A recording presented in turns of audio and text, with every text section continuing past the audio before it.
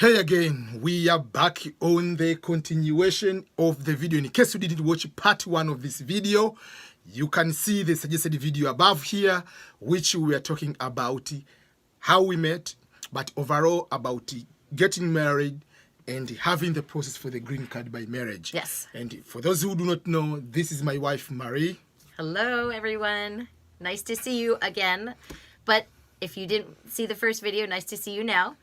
Exactly, yeah. So we just talked about how we met and the wedding and just the basic part. But overall, so let us start like the procedure of getting married in the US might be a little bit different from Europe or other countries. I can talk a little bit for Europe. Here, you have to go to the county office, which is the government office, to file or just to get what we call the marriage license. Yes. Yeah. So Before you get married. before you get married, and that marriage license is supposed to expire after 90 days, I think, or 90 days or 120 days. So I've only gotten married once. yeah, so because I'm saying that because I know. the same form, if you are coming in the US for the fiancé visa, you get the marriage license first. But once you come to US, you must get married within, even in US, if you get the marriage license and you delay, for instance, I think it's 90 days, or let's say 120 max.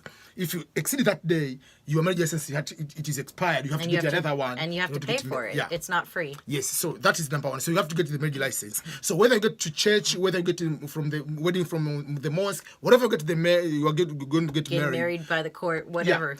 On the beach, you doesn't have matter. to get the same marriage license document because that one is the only one which proves you are married. So that's number one. So that is the procedure for the government. And do not lose that marriage license, no matter what Yes. you do. You will need it for so many things. You don't think you do, but trust me, we've had to prove to odd people, like you would never even believe, that we really were married. Here's our marriage license. Yes, So and the hold on another to that. part is so. But if you are going to get married in the church has different regulations. But church, you cannot get married in church in the US without having the marriage license Exactly. first.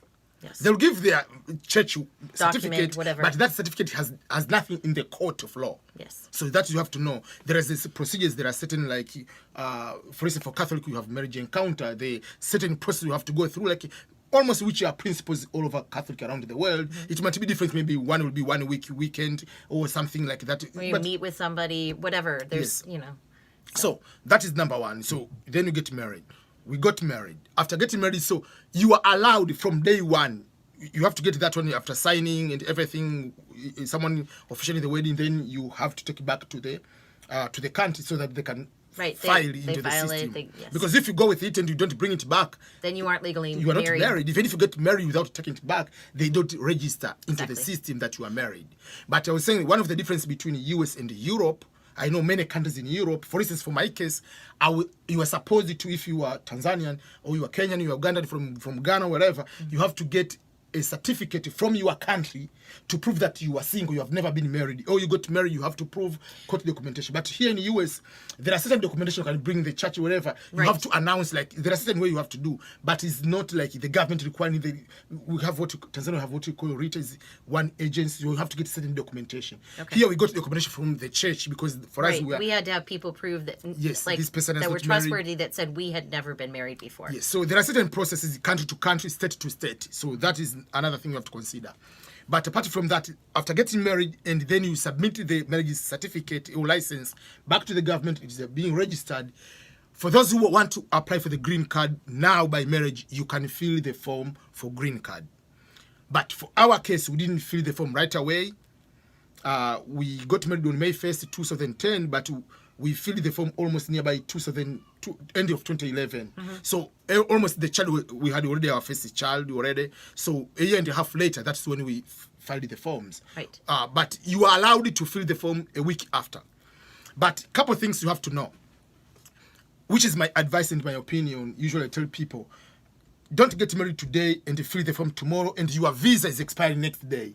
That means obviously, even if I'm immigration officer, I mean, why You're are you gonna rushing? Like, question, you have right, to yeah. question all those things. Are you really married, or you are just getting married because your visa is expiring? And what is that movie? It's called Green Card. Yeah, the Green Card movie. Yeah, seriously, when I thought when I thought about all of this, that's the first thing I thought of, because it's from when I was growing up. There was this movie with Andy McDowell and Gerard Depardieu. Okay, I'm probably pronouncing it wrong, but anyway, it was The Green Card, and hilarious movie. But when they actually had the interview, I was so worried that it would really be like that. Yeah. So, but one of the things is, that's what I was telling people. For us, for instance, we got married in May. I was a student at that time. I was on, after finishing my visa as a student, I was on OPT. So we're not rushing on anything. So we just applied the visa, green card, 1.5 years almost later. So when we fill the forms, so there are a couple of things which are very important to consider. Number one is, there are two major forms. Form number one is American, the spouse who is American, to fill that form is called I-130, I think. Is petition that I'm married to that person. So this is my relative I'm going to sponsor. Then that's number one. And you have to pay at least like it's 500 something like that. I don't remember exact amount. That's another thing is things cost money. Then there is another form you have to fill. It's called I-485, adjustment of status. That one is around 1,100, 1,100, something like that. So entire thing like is those two forms are just like almost 1,500, 1,600. But the American citizen has to prove that financially is stable, that when you get married, we cannot go to the government and ask for food. We can ask financial assistance. Financial assistance in terms of cash aid. The government will never give cash aid, because the American citizen has to prove that is above a poverty line, depending on the number of dependents. So for us, we are 2, so she has to prove that. And if you don't have that for 3 years, you have to include the tax return. You have to find someone to co-sponsor any person, but that person must be a green card holder or American citizen, and that person has to include the social, as long as the tax record for the past 3 years. Yes. Yeah, you obviously that you can use the attorney to fill the forms. Whatever it is up to you. So those are the other part you have to do. Then you do that, you have to do the medical. We did the medical and all the tuberculosis thing, whatever. Yes. And because I come from Tanzania, we have already vaccination, so sometimes it react positive even if you don't have. They have to, doctors to write all those kind of things. Then from there, you get another working permit, and then you keep waiting, you'll be called for the interview. That is the most interesting part, and that is the central part of this particular video. So, how did you prepare for yourself for your interview? I was nervous. And like I said, I had never actually, even though we knew, because we were married, and so I had met other people, but nobody else had been through that green card interview. And so all I could think about was this movie, and, they were married for convenience sake. It wasn't for real love until the end, of course. And I'm not spoiling anything because it's so old. But I just remember this video when they were trying to memorize, her cold cream and what this and that and the other. And they were trying to prove how they met and that they ran into each other. And It was just a mess. And so I was worried that whatever we did in there, they would question every little thing. But I didn't know what to prepare. I said, I guess I just have to be, and that will have, Yeah, and that is the interesting part you are bringing, because many people, they do mistake. One of the mistake is, first of all, there is the documentation part that you have to prove you are married. Obviously, you will submit the marriage license. Right. But what other things can you prove you are married? You have to submit, for instance, if you have bank account together. For instance, make sure you have. That's just so obvious to have a bank account together. We already she changed her legal name already. It was my surname, so that you have to show that documentation. Then, but for us, among other smaller things, but the bigger thing was we already have a child. Yes. So if you have a child, if you read the instructions, it says if you are married, you have a marriage license if you don't provide any other documentation. But if you have a child together, you bring the documentation to prove that that is your child. It becomes easy because that is, what other proof do you want than a child? Right. So that is another thing. So when we're going for our interview, already Benedict was almost 1 year old, because our interview was in February, right, and of 2012, and Benedict was. He was able to talk and play No, around. our interview was already, he was 1 year old because Yes, it was right. interview was nearby April, because after interview is when I signed for the Navy right away. Because I remember I didn't have him in my hands, so Yeah. he So was playing. it was already more than 1 year Causing old. trouble And, in the office, which made me even more nervous. yeah, so when we went there, we didn't prepare. Like if you go to the internet, there are all those a lot, 100 questions. Don't do that. As long as you got married legally and you are really married to one another and you live together, you don't need to prepare. You'll be fine. You really will. Because- if you really do live with this person and you yeah, know them, you date then them, you'll be the person- fine. yeah. It won't be hard. But the problem is the people when when you start preparing, they'll ask you a question. Because if, let's say, you ask your question, which church did you get married? We cannot have two different churches. It will be one church. Yeah. If you ask where did you meet, you say Harmony. I cannot say we met you in the restaurant. That will be awkward. So obviously you don't need to prepare. Those are where did you go for honeymoon? They will know where did you go. You don't need to prepare those kind of things. Just be honest. And once they discover you are lying, that is when they separate you. They can ask, what did you eat yesterday?